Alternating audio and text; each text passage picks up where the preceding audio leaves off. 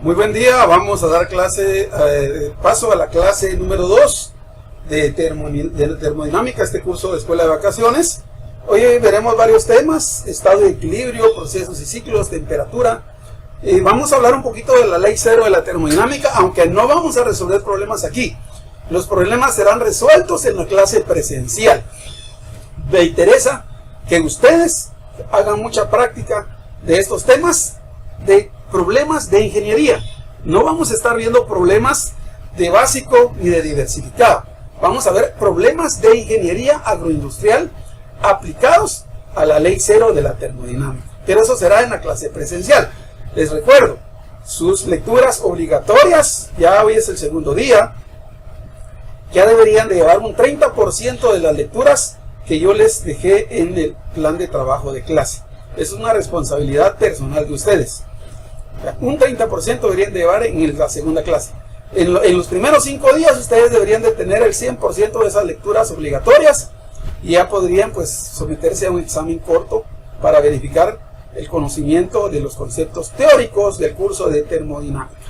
Dicho esto, entonces pasaremos a la parte de nuestro curso, que el día de hoy pues como dije, los temas que vamos a abordar es el estado de equilibrio, procesos y ciclos, que la temperatura de la edad cero de la termodinámica, presión, barómetro y presión atmosférica, y que realmente estos conceptos son conceptos que ya se vieron en operaciones unitarias 3 y se vieron en operaciones unitarias 2 y en el curso normal que ustedes llevaron de termodinámica.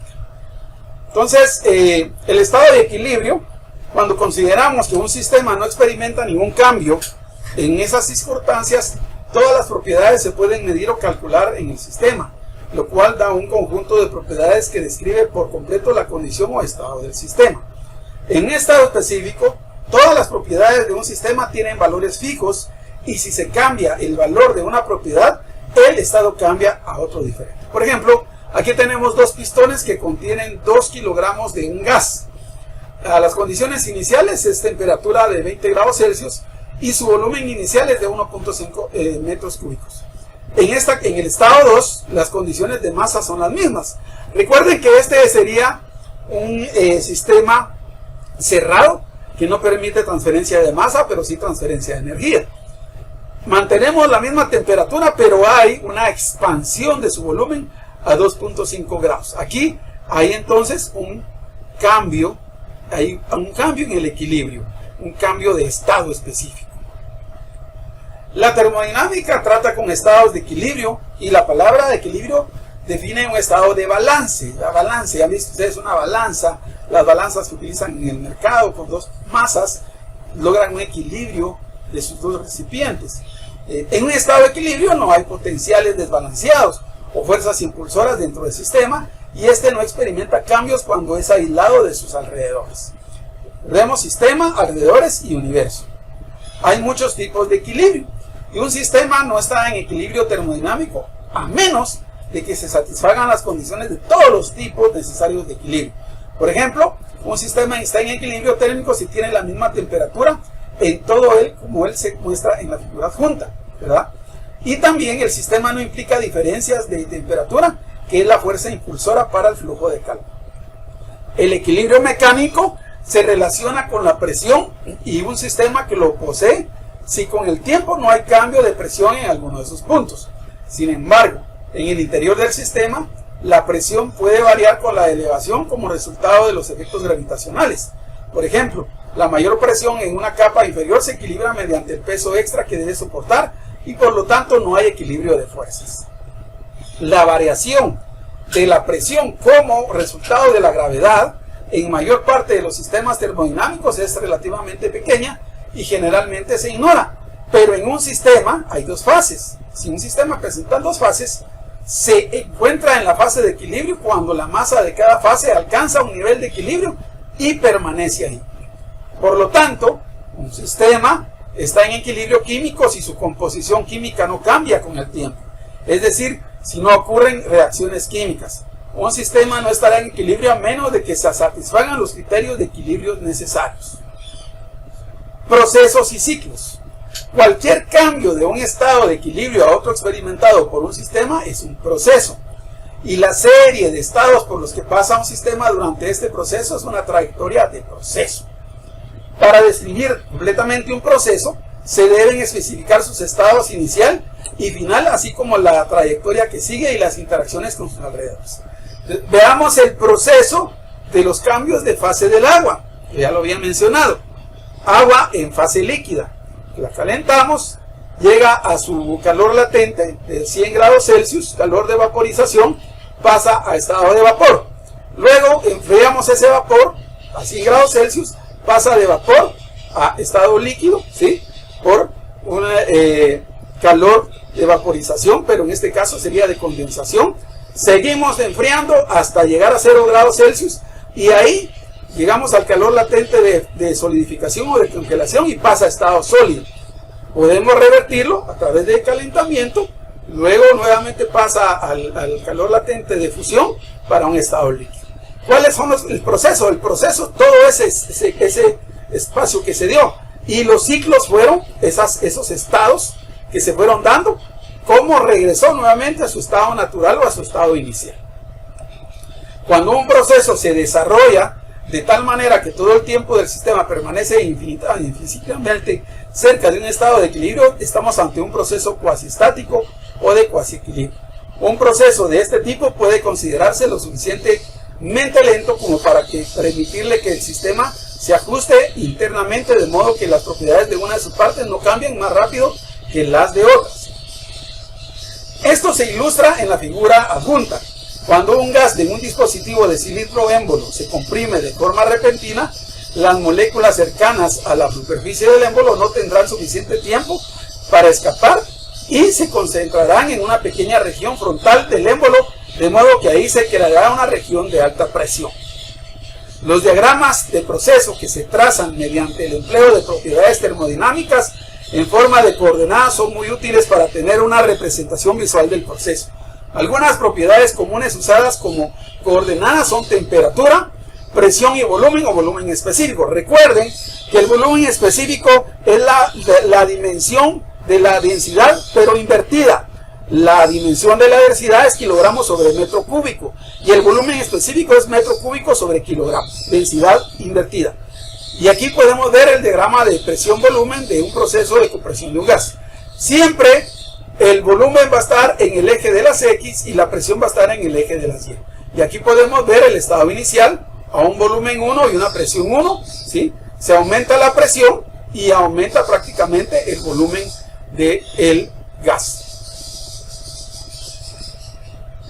El prefijo ISO se usa con frecuencia para designar un proceso en el que una propiedad particular permanece constante. Recuérdense de las normas ISO. ISO, ¿por qué? Igual, o sea, estandarizado. Todas las normas ISO están estandarizadas a nivel internacional. Lo mismo pasa con el prefijo ISO en los procesos termodinámicos.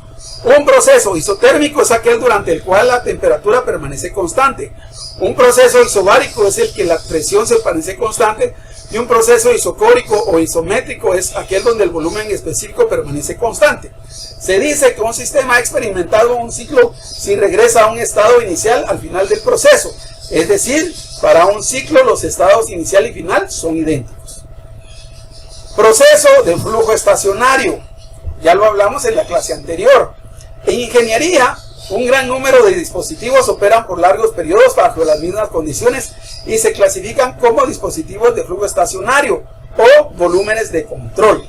Es aquel proceso donde entra masa y sale masa, donde entra energía y sale energía. Hay transferencia de masa y transferencia de energía. Un turbogenerador, una caldera, un intercambiador de calor, un difusor, ¿sí? Una tobera.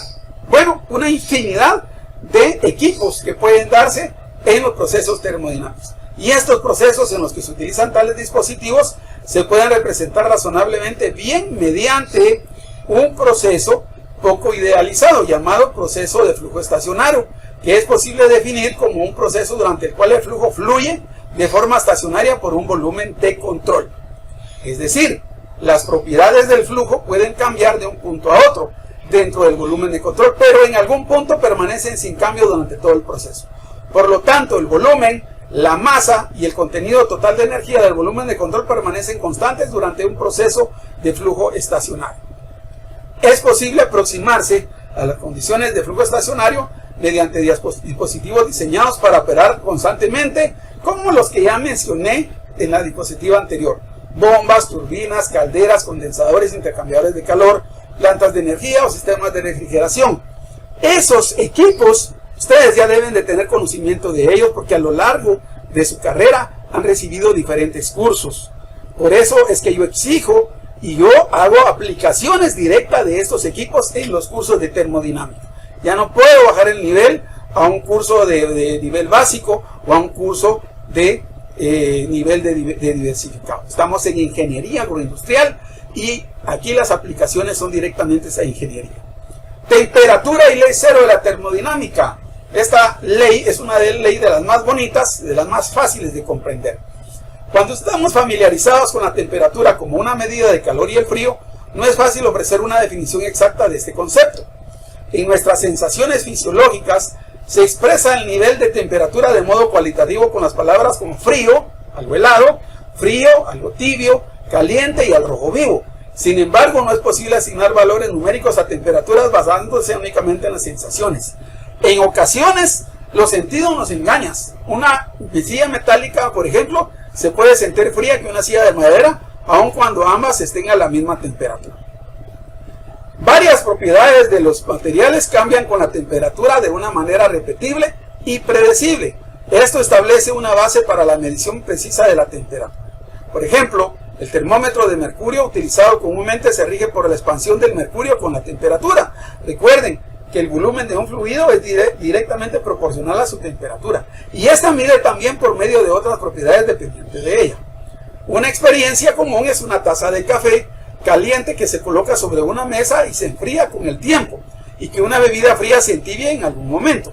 Cuando un cuerpo se pone en contacto con otro que está a una temperatura diferente, el calor se transfiere del que está caliente al frío hasta que ambos alcanzan la misma temperatura. Vean en la figura junto. En este punto se detiene la transferencia de calor y se dice que los dos cuerpos han alcanzado el equilibrio térmico, para el cual el único requerimiento es la igualdad de temperatura. Tenemos un trozo de hierro y de cobre a diferentes temperaturas, a 150 el hierro y a 20 grados Celsius el cobre. Cuando alcanzan un cierto tiempo, los dos logran el equilibrio térmico a la misma temperatura. La ley cero de la termodinámica establece: si dos cuerpos se encuentran en equilibrio térmico con un tercero, están en equilibrio térmico entre sí. Podría parecer tonto que un hecho tan obvio se conozca como una de las leyes básicas de la termodinámica. Sin embargo, no es posible concluir esta ley de las otras leyes de la termodinámica. Además de que sirve como base para la validez de la medición de la temperatura. Si un tercer cuerpo se sustituye por un termómetro, la ley cero se puede volver a expresar como dos cuerpos que están en equilibrio térmico, y si ambos tienen la misma lectura de temperatura, incluso no están en contacto. Flower fue el primero que formuló y nombró la ley cero en 1931.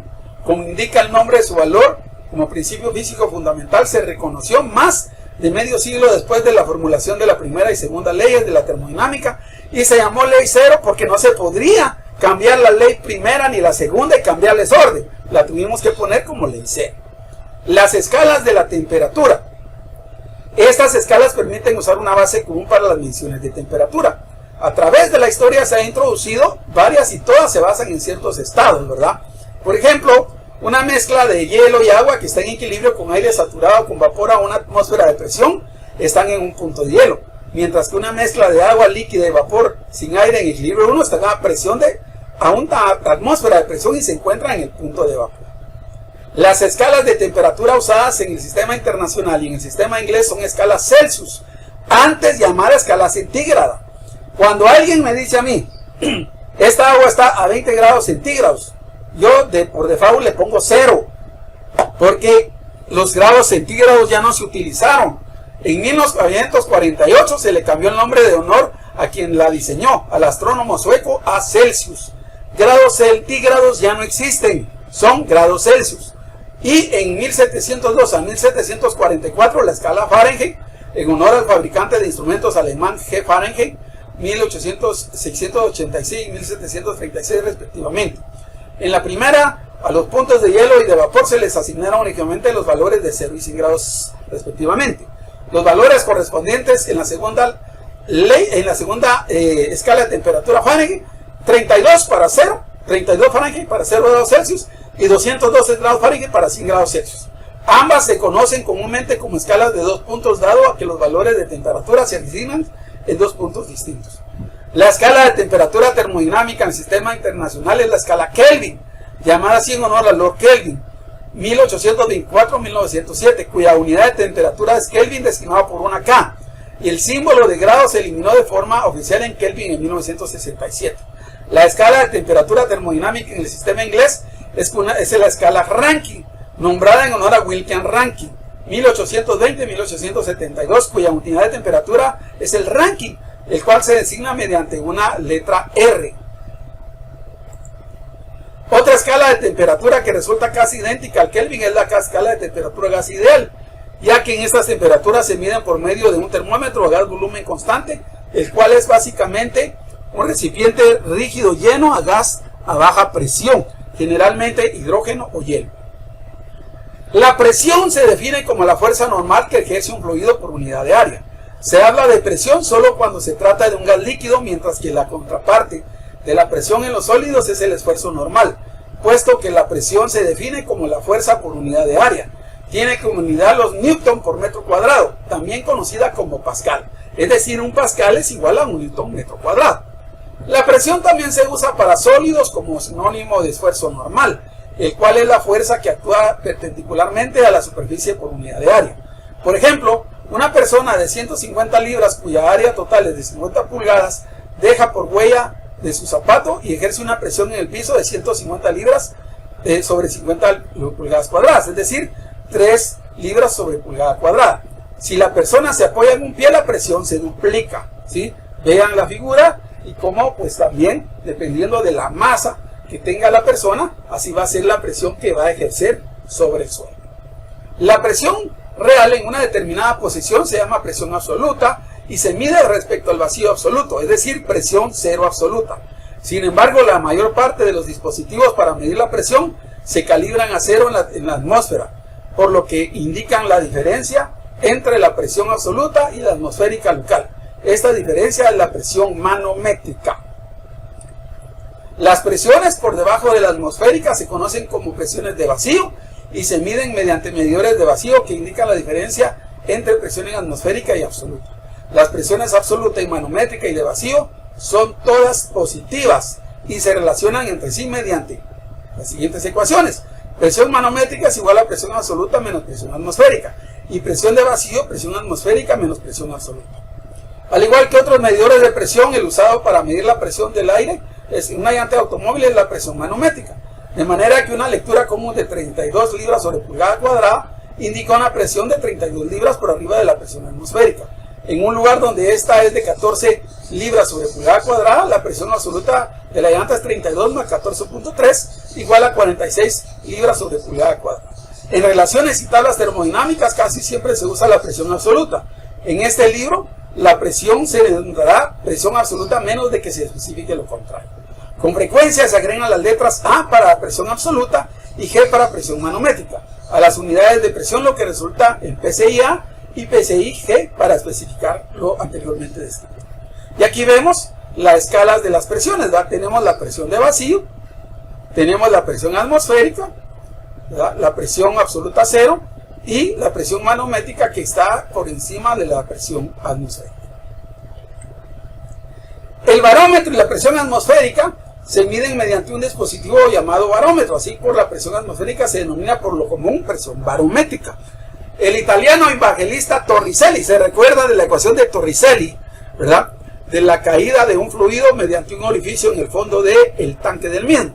Este italiano Torricelli fue el primero en probar de manera concluyente que la presión atmosférica se puede medir al invertir un tubo lleno de mercurio en un recipiente con mercurio y abierto a la atmósfera, como se figura en la ilustración.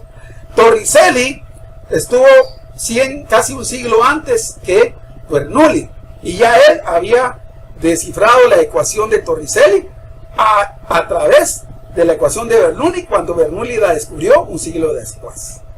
La presión en el punto B, miren bien este esquema, la presión en el punto B es igual a la presión atmosférica, y la presión en el punto C se puede considerar como cero, puesto que solo hay vapor de mercurio arriba en el punto C, y la presión es muy baja en relación con presión atmosférica, lo que permite ignorarla y obtener una excelente aproximación.